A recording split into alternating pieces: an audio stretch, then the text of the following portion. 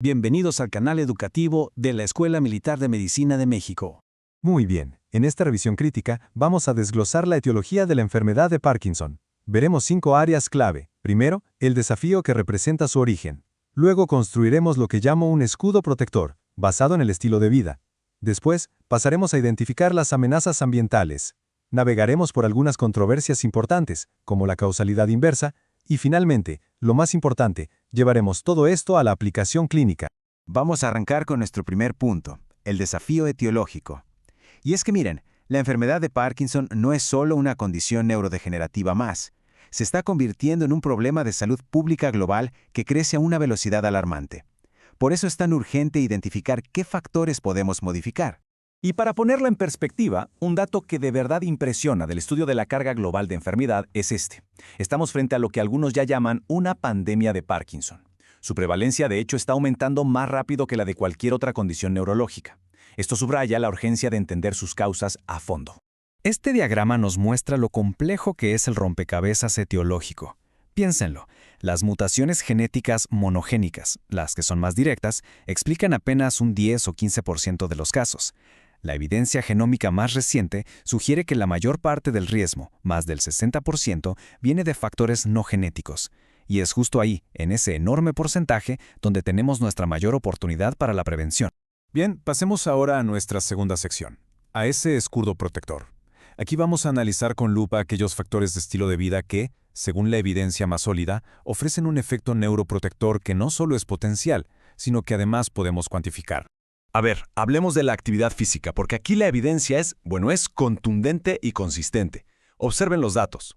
Una revisión sistemática de 8 estudios prospectivos nos muestra una reducción del riesgo que no podemos ignorar. El riesgo relativo para los niveles más altos de actividad es de 0.79, pero ojo, si nos enfocamos en actividad de moderada a vigorosa, cae hasta 0.71. Esto nos grita una cosa, hay una relación dosis-respuesta clarísima, sobre todo en hombres. Para que quede claro, a más movimiento, menor es el riesgo. Así de simple y así de poderoso. Y uno se pregunta, ¿cuál es la fisiopatología detrás de este beneficio tan claro?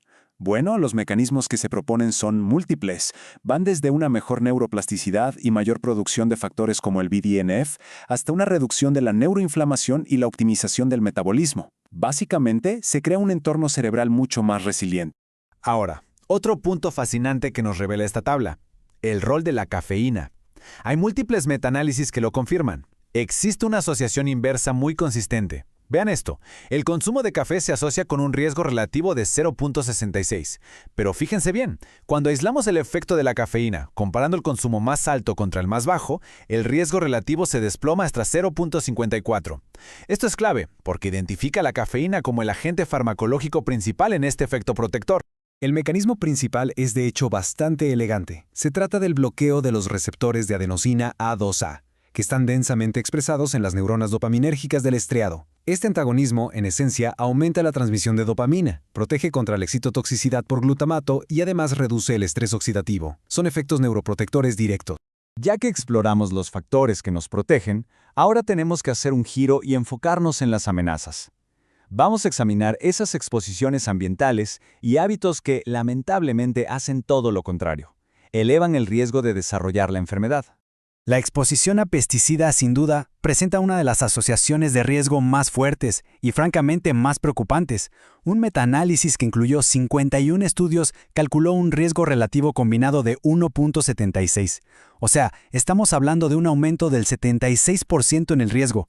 Y este efecto es todavía más pronunciado en la exposición ocupacional, con riesgos elevados tanto para herbicidas como para insecticidas específicos como el paraquat y la rotenona. ¿Y cómo es que los pesticidas causan este daño? Su neurotoxicidad opera por varias vías. Por un lado, inducen estrés oxidativo y disfunción mitocondrial, alteran la degradación de proteínas, promueven que la alfa-sinucleína se agregue de forma patológica e incluso pueden desatar neuroinflamación a través de la disbiosis intestinal. En resumen, es un ataque multifacético contra el sistema nervioso central. Hay otros 2 factores de riesgo importantes que surgen de la evidencia. El primero es el consumo de leche, que se asocia con un riesgo relativo de 1.40. Una de las hipótesis es que la contaminación por pesticidas podría ser un mediador aquí. Y por otro lado, el traumatismo cráneoencefálico muestra una asociación aún más fuerte, un riesgo relativo de 1.57 incluso cuando se excluyen lesiones ocurridas años antes del diagnóstico. Muy bien. Llegamos a la cuarta sección, un terreno fascinante donde abordamos las complejidades epidemiológicas. La famosa asociación inversa entre fumar y Parkinson es el ejemplo perfecto de lo difícil que puede ser interpretar los datos en esta área. Y no es la única controversia que merece nuestra atención. Para poder evaluar la evidencia de forma crítica, es fundamental que todos tengamos claro este concepto, la causalidad inversa. Dicho de otra forma, la pregunta del millón es, ¿el tabaquismo de verdad previene el Parkinson? ¿O es que el Parkinson, en sus fases iniciales, previene el tabaquismo? Piénsenlo. En enfermedades con una fase prodrómica tan larga, los cambios neurobiológicos tempranos ya están sucediendo y pueden alterar comportamientos, como la respuesta a la nicotina, mucho antes de que los síntomas motores aparezcan. Y aquí tenemos frente a frente las dos grandes hipótesis. Por un lado, la hipótesis neuroprotectora, que tiene respaldo de modelos animales y algunos estudios de aleatorización mendeliana. Sugiere un efecto biológico real. Pero por otro está la hipótesis de causalidad inversa, que postula que los cambios dopaminérgicos prodrómicos simplemente le quitan el potencial adictivo a la nicotina. Aunque la balanza parece inclinarse un poco hacia un efecto neuroprotector genuino, la verdad es que el debate sigue abierto. Y esto nos recuerda lo importante que es ser críticos al interpretar datos epidemiológicos. Y con esto llegamos a nuestra sección final, la más importante, la aplicación clínica. ¿Cómo podemos traducir toda esta evidencia, a veces compleja, en recomendaciones que sean prácticas y accionables en nuestra consulta diaria?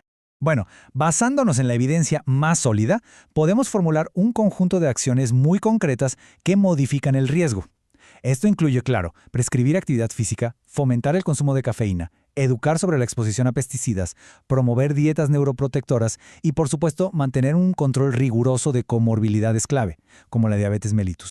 Y todo esto nos lleva a una pregunta final, que es tanto un desafío como una gran esperanza. Conforme la evidencia sobre estos factores modificables se va consolidando, ¿estaremos finalmente acercándonos a una era en la que la prevención primaria de la enfermedad de Parkinson sea una realidad clínica tangible?